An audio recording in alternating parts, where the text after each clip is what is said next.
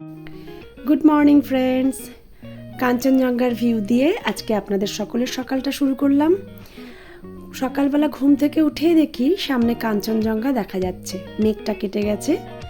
আজ ছিল বিশ্বকর্মা পুজো এবং পাহাড়ের যে লোকেরা আছে তারা বিশ্বকর্মা পুজোর আয়োজন করছে। খুব সুন্দর কাঞ্চনজঙ্ঘা ভিউ, সঙ্গে সঙ্গে গিফট পেয়ে গেলাম আমরা।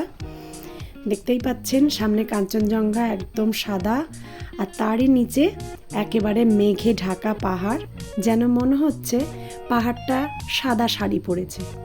এত সুন্দর দেখতে লাগছিল, সামনে থেকে না দেখলে বোধহয় এতটা স্বস্তি বোঝা সম্ভব না। এত সুন্দর দেখতে লাগছিল যে ভাষায় প্রকাশ করা সত্যিই খুব কষ্টকর। তো যাই হোক, যদি সামনে কখনো আপনারা দেখতে পান আপনারাও ভালো বুঝতে পারবেন। আপাতত ছবিতেই দেখুন, খুবই সুন্দর লাগছে। সাদা চাদরে মোড়া বা সাদা শাড়ি পরে আছে বলা যেতে পারে, আর উপর দিয়ে কাঞ্চনজঙ্ঘা উঁকি মারছে। খুব সুন্দর সকালটা শুরু হলো আজ আমাদের। দেখতেই পাচ্ছেন পুরো নিচের যেখান দিয়ে নদী দেখা যায় সেই জায়গাগুলো একেবারেই মেঘে পুরো ঢেকে আছে।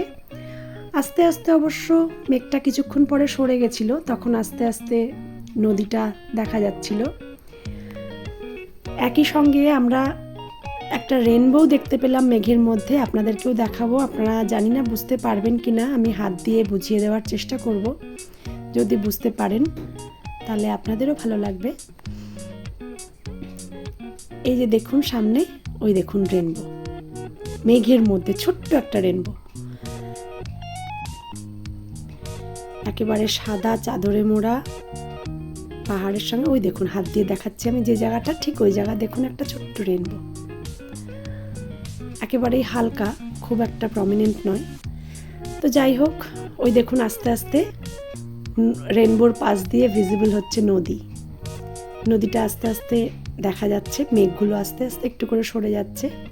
এদিকে নিজের বাড়ির গাঁদা ফুলের বাগান থেকে এখানকার লোকেরা নিজেরা ফুল তুলছে, পুজো হবে। ওই যে সামনে দেখতে পাচ্ছেন প্যান্ডেল, সকালবেলা কিছুক্ষণ আগে এরা নিজেরাই ত্রিপল টানিয়ে বাঁশ টাস দিয়ে নিজেরাই প্যান্ডেল তৈরি করলো।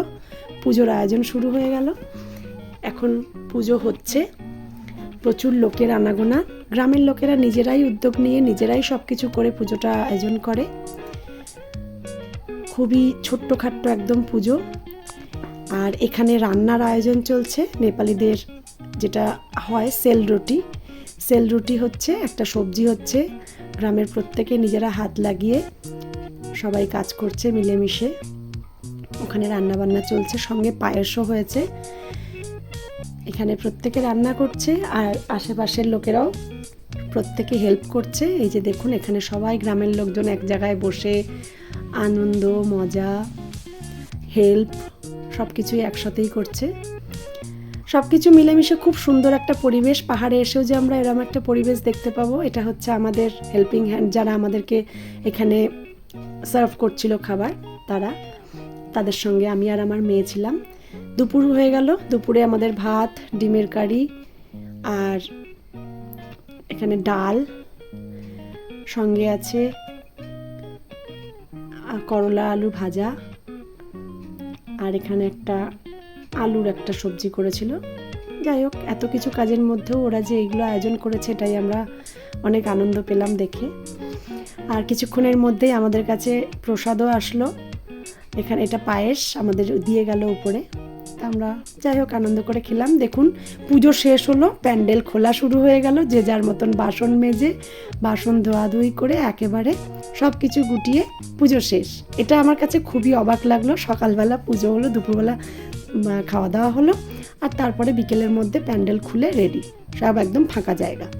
এই দেখুন এখন বিকেল হয়ে গেছে, সন্ধে হতে চললো, এখনও কাঞ্চনজঙ্ঘা দেখা যাচ্ছে, সঙ্গে পূর্ণিমার চাঁদ রয়েছে আর এক সাইডে।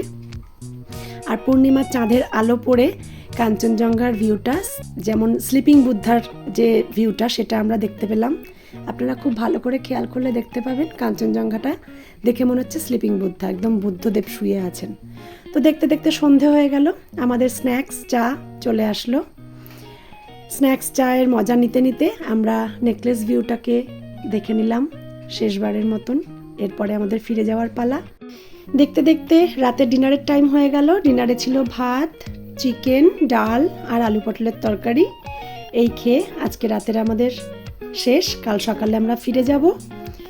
তো কেমন লাগলো আমার ভিডিও জানাতে ভুলবেন না, চ্যানেলটিকে সাবস্ক্রাইব করতে একদম ভুলবেন না।